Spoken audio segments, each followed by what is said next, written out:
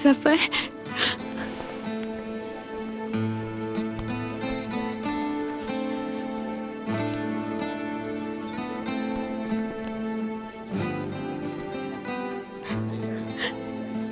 Zafar please ऐसे मत करो।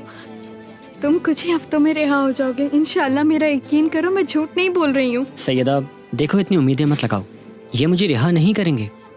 मेरी जिंदगी अब खत्म हो गई है सैयदा। जफर तुम नाउम्मीद मत हो, मेरी बात हुई है लॉयर से, उसने वो क्या मुझे कहता बताया है मुझे कोई फर्क नहीं पड़ता सैयदा। मैंने एक आदमी का कत्ल किया है जो कि बहुत बुरी बात है। मुझसे अब कोई उम्मीद मत लगाओ, इसी में तुम्हारी भलाई है।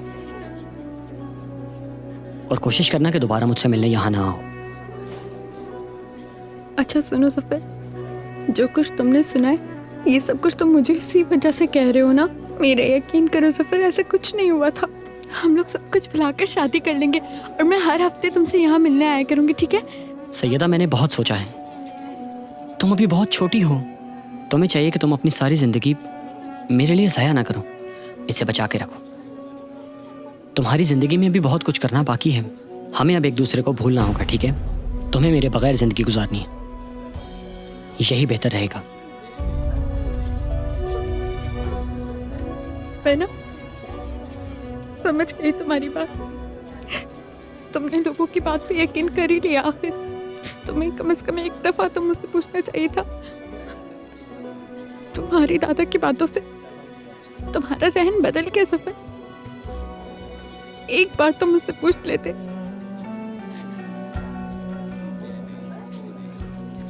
कोई बात नहीं सफर, मैं अपने आप को खुद समझा लूंगी। इंशाल्लाह तुम बहुत जल्दी बाहर आ जाओगे और मैं तुम्हें अब तंग नहीं करूंगी, वादा करती हूँ मैं, वादा। अब मैं चलती हूँ।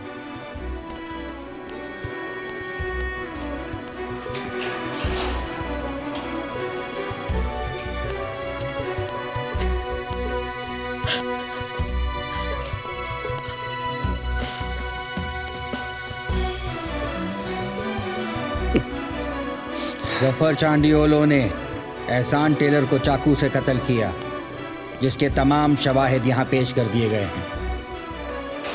जिस वक्त ये कत्ल हुआ इस वक्त जफर की उम्र 18 साल ना होने की वजह से इसके बचपन को जहन में रखते हुए इसको 7 साल 11 महीने की कैद दी जाती है। 18 साल का होने तक इसको जुवेनाइल जेल में रखे जाने का फैसला सुनाया जाता है। सैयदा, मुझे तुमसे कुछ बात करनी है, इधर आओ।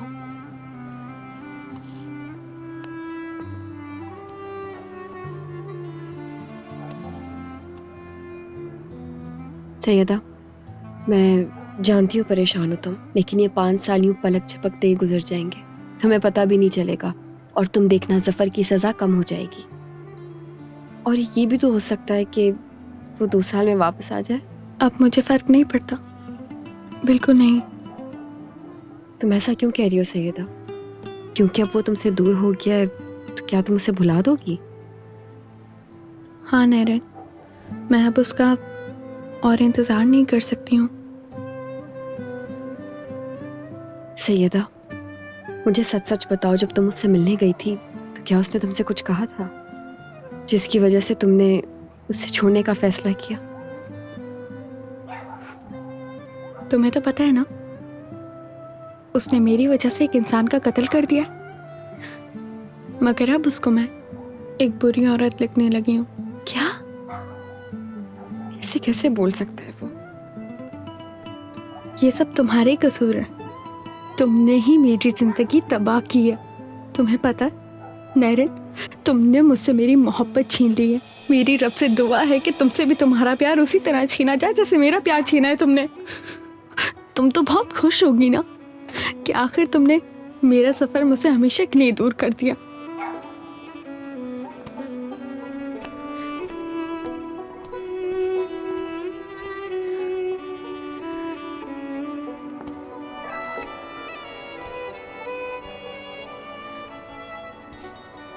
वाह, वाह मेरे खुदा, ये लोग अभी भी 2000 साल पीछे के जमाने में जी रहे।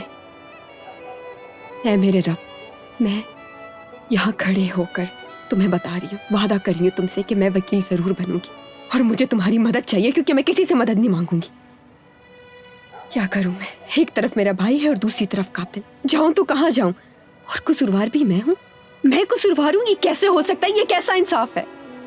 इस बार भी मेरा ही कसूर है मेरे अल्लाह। ये कैसा दस्तूर है इन लोगों का? है मेरे अल्लाह, मेरी मदद फरमा, क्योंकि मैं कुछ नहीं जानती, तू ही सब कुछ जानता है। मेरी मदद कर।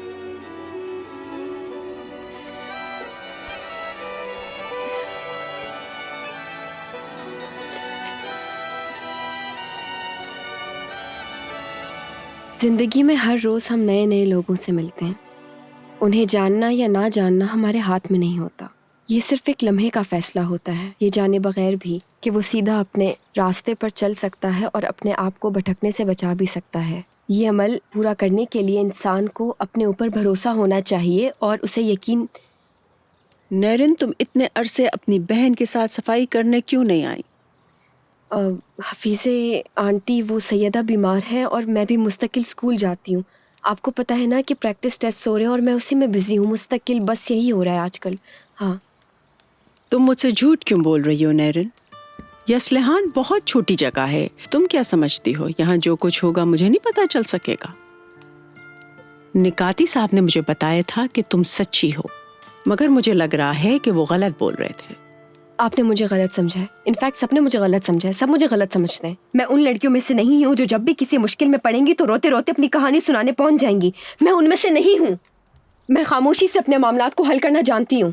और अगर आपको पता चल गया है कि मैं किसी मुसीबत में हूँ तो आपको मेरी मदद करनी चाहिए, मुझे दुआएं देनी चाहिए। ठीक है फीसे आंटी, मैं जा रही हूँ। आप अपना ख्याल रखिए और इस स्कॉलरशिप के चक्कर को भी यहीं खत्म करते हैं आज। नैरिन, इधर आओ, मेरे कंधे में दर्द हो रहा है, जरा दबा दो प्लीज।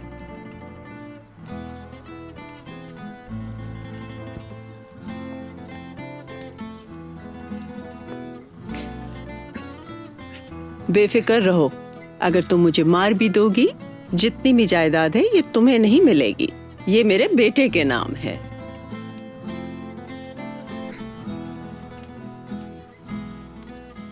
कहा जाता है कि कर्ज दे के कभी गलती ना करो।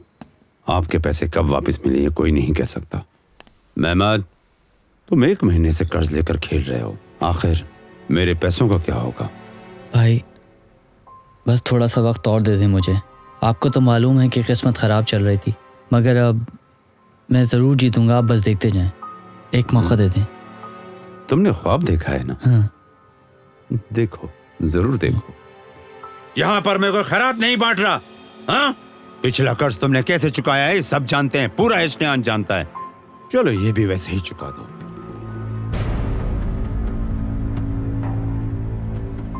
ये तुम क्या कह रहे हो? तुम्हारी जान ले लूंगा जाहिल इंसान। अपनी ज़बान संभालो। अड्डे पे आकर मुझ पे हाथ उठाता है। हाँ?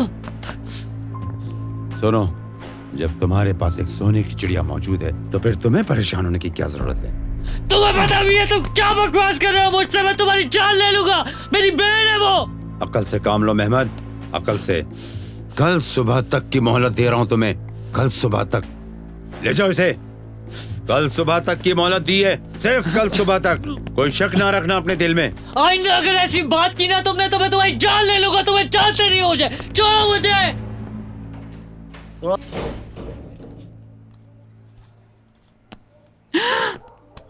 मेहमद, भाई, बेटा, क्या हो गया तुम्हें? कुछ नहीं हुआ। ये सब किसने किया है?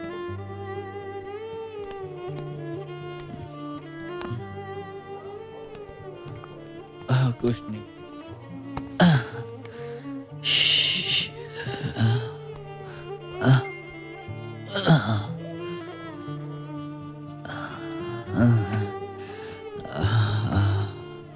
सुनो,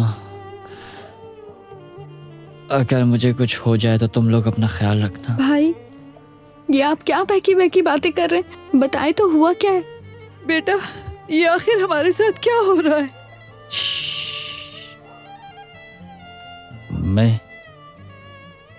अगर मुझे कुछ हो जाए तो आप बाबा को कबूल कर लीजिएगा।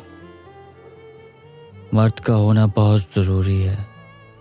तुम्हारे जैसे मर्द का हमारे सर पे होना वाकई काबिल फ़ख्र है भाई।